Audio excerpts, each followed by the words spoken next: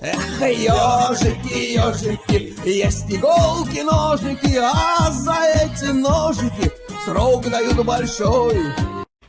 Андрюха, ты тут-то? И я тут-то! Добрий вечір. Добрый. Як вас звати? Меня Демьян. Юлія. Не понял, как? Юлія.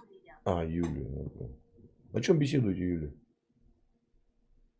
Ну, мені задають питання більшинство русських людей. Что спрашивают?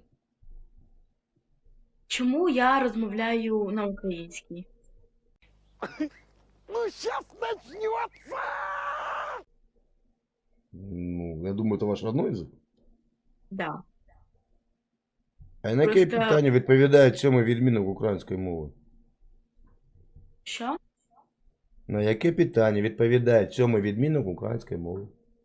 На якому відміннику? 7.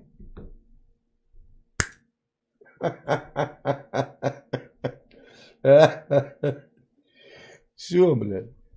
Мовоязычная.